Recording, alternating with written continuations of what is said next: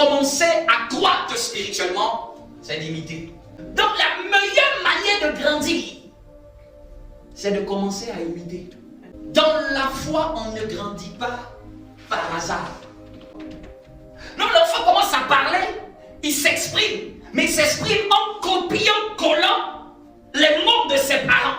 Et lorsque Dieu nous emmène dans le Seigneur, il nous plante dans une famille chrétienne, il nous plante dans une famille spirituelle, il nous plante dans une maison spirituelle. Et dans cette famille spirituelle, dans cette maison spirituelle, Dieu va vouloir que ce soit là-bas que nous fassions notre développement spirituel.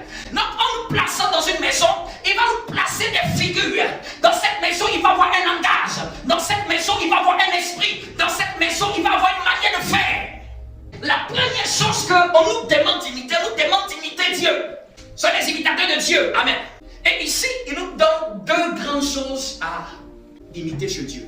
Donc si je veux imiter le Christ, il y a deux choses qui ont été mentionnées dans ce texte. L'amour et le sacrifice. Mais la première personne que tu dois imiter pour commencer à grandir, c'est Dieu. Imite le Seigneur. Imite le Christ. Observe comment il a marché. Tu l'observes au travers des Écritures. Tu l'observes, c'est notre premier modèle d'imitation. Imite son caractère. Imite sa foi. Imite son amour. Imite sa manière d'être. Imite sa manière de faire. Souvent, il y a des gens qui pensent que c'est facile d'imiter. Hein. Imiter demande beaucoup d'humilité. Et imiter demande à un désir ardent. Tout le monde lit dans la Bible. Hein. Waouh, Jésus, waouh. Mais les gens n'ont pas le désir de dire j'ai envie de faire pareil. Mais qui peut maintenant désirer, Seigneur, je veux la sagesse que tu as. Je veux le caractère que tu as. Je veux le comportement que tu as. C'est-à-dire que dans la vie, tu peux ne pas avoir des forces. Mais si tu as l'humilité de vouloir copier, tu vas avancer. Tu peux ne pas avoir des atouts. Tu peux ne pas avoir toutes les aptitudes. Mais si tu as le désir de reproduire, tu vas reproduire. Et parce que souvent là, c'est l'orgueil qui fait que quelqu'un n'avance pas. L'orgueil est le plus grand frein à la grandeur spirituelle de quelqu'un. Et souvent on pense que c'est une faiblesse de copier. Ça brise de copier quelqu'un. Parce que ça doit t'humilier toi. Les enfants n'ont pas de complexe à imiter. C'est pour ça que les enfants grandissent et apprennent des choses facilement. Parce que souvent les gens, tout le monde veut faire sa voix. Mais même ta voix, il y a quelqu'un qui l'a déjà eu. Deuxième catégorie de personnes à imiter. Imiter les anciens, les patriarches. Imite leur vie. Souvent, ce n'est pas ce que quelqu'un dit qui peut te parler, mais c'est sa vie qui peut t'enseigner quelque chose. La vie de David peut t'apprendre quelque chose. Il y a des gens qui ont reçu quelque chose de Dieu dans la Bible. Il y a des gens qui ont été un témoignage dans la Bible. Abraham peut t'apprendre quelque chose. Moïse peut t'apprendre quelque chose. Donc quand tu es en train de voir ce livre, ne le vois pas juste pour décorer. C'est pour que ça soit un sujet d'imitation. Pour imiter, il faut observer. Pour imiter, il faut contempler. Pour imiter, il faut admirer. Ce que tu n'admires pas, tu peux pas imiter. Ce que tu ne regardes pas attentivement, imiter demande de regarder avec attention. Imiter demande à passer du temps avec. Imiter demande même à convoiter. Il est écrit convoiter les choses d'en haut. Imiter demande à célébrer. Ce que tu ne célèbres pas, vient pas sur toi. Imiter demande de reconnaître que c'est une grâce de Dieu. Ce que tu ne reconnais pas comme étant une grâce de Dieu, tu ne peux pas l'avoir. Je suis en train de vous donner les clés pour même prendre des grâces. Ce que tu ne reconnais pas publiquement, même personnellement, comme étant une grâce que tu as faite dans la vie de cette personne. Élisée voulait copier Élie. Les disciples voulaient copier Jésus.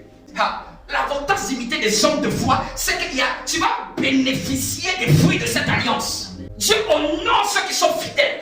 La troisième clé qui va être importante, c'est d'imiter ton leader spirituel. Donc la troisième clé, c'est d'apprendre à imiter ton leader spirituel. Le berger de la maison dans laquelle tu es. Et dès que tu as retrouvé ta famille spirituelle, dès que tu as retrouvé ton leader spirituel, parce qu'en réalité, la vie des chrétiens peut être simple. Hein? Dès que tu trouves ton leader spirituel et tu commences à appliquer les clés qu'on est en train de voir, ta vie est obligée de décoller. Il y a une chose qui est importante à imiter. Quand tu veux grandir spirituellement, imiter ses enseignements ou suivre ce qu'il enseigne. Ça peut être une base d'apprentissage pour toi. Ça peut être une base de développement spirituel pour toi. Numéro 2, c'est d'imiter ses actions. Ses actions peuvent te parler. Les actions, c'est ce qu'il a fait. Les actions, c'est comment il gère ses habitudes, son mariage, ses amitiés, ses relations. ses réalisations, comment il fait face à ses problèmes, à des crises, à ses peines, à ses douleurs. Ça peut t'enseigner. Ça peut être quelque chose que tu peux imiter. La manière dont il vit sa foi. Qu'est-ce qu'il fait? La manière dont il se comporte.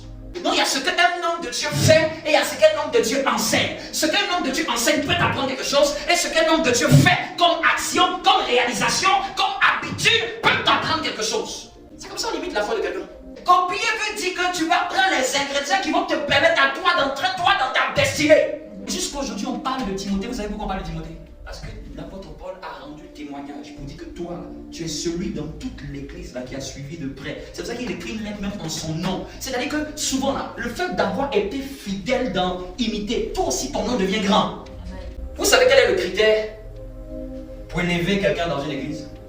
Ce n'est jamais à cause de ses compétences.